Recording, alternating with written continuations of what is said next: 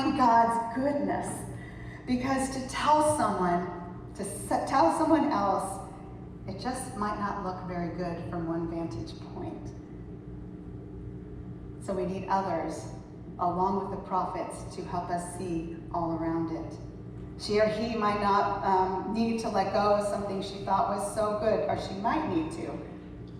Somebody might need to let go of something that looked like it was good in the beginning, but then became an idol. A habit, an addiction.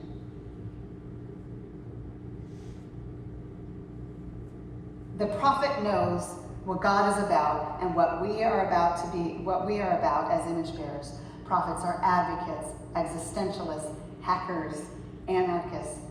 They're mystics, environmentalists, whistleblowers, and magnanimous. So, the Macallan whiskey business process has beautiful spiritual instruction for those who burn to call out truths, because we can see spiritual truths and God's presence everywhere, right? So to make whiskey, and this is relevant, to make whiskey, you start with a cask. And to fashion the cask, acquiring and preparing the wood is time-consuming and harrowing.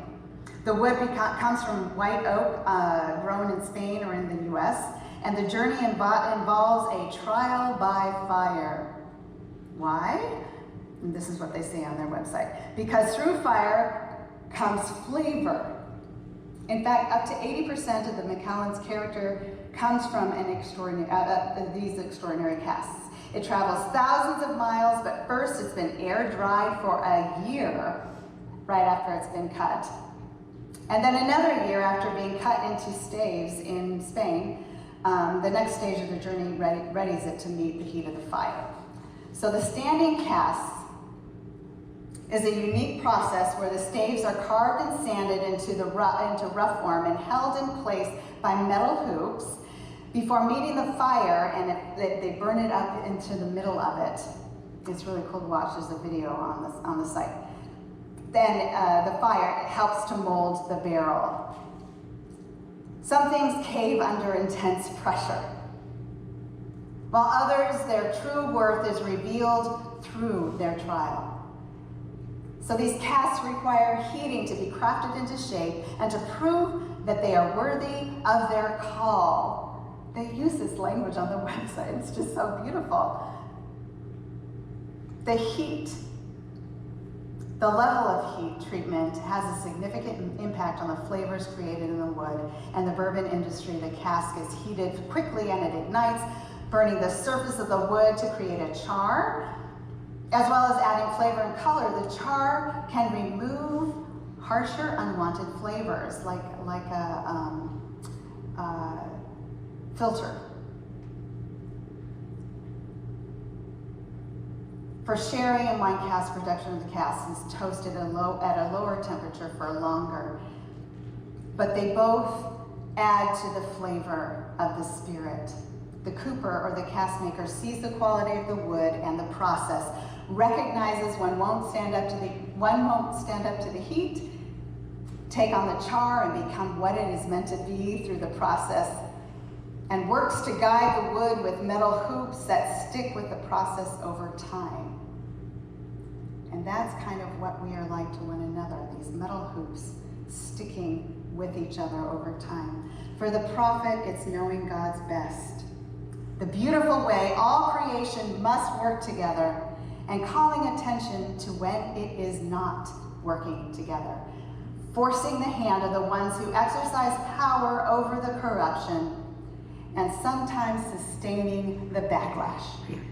But always, always in the power of the very Spirit of God and in the presence of God, and with the unfathomable love of Jesus within, mulling, steeping, developing character, flavor.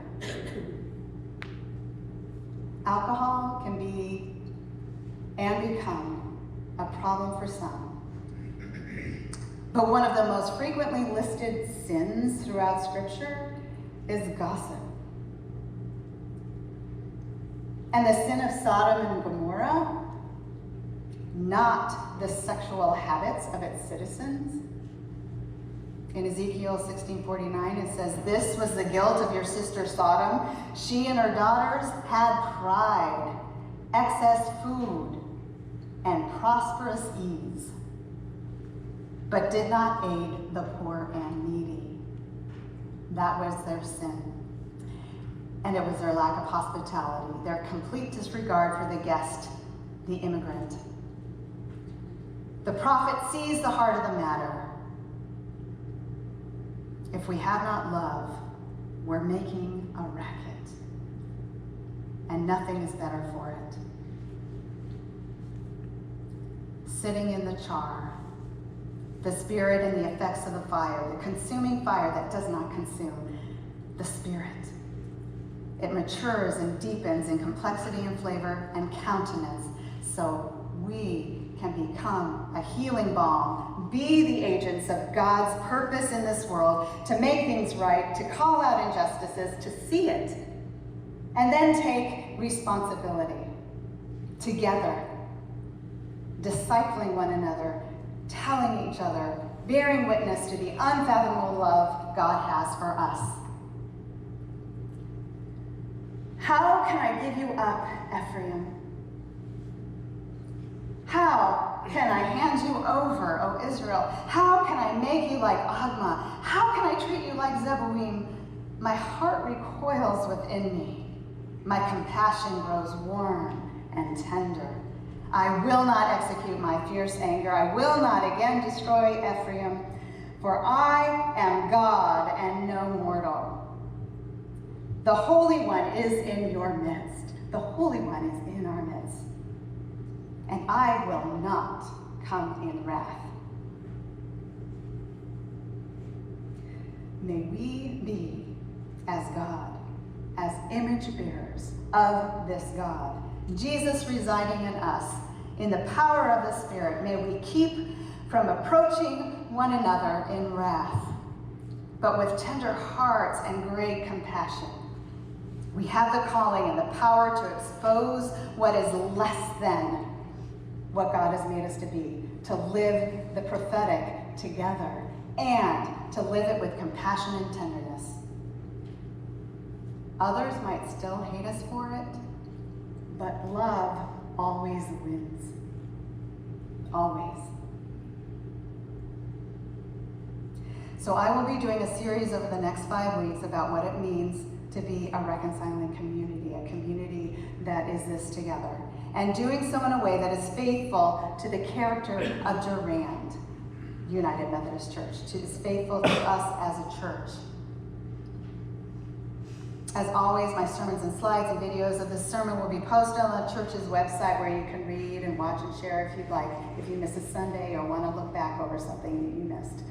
And Howie and I will be doing another pulpit swap on August 18th. And we're working together to communicate similar messages of reconciliation and community. Just FYI. As we come together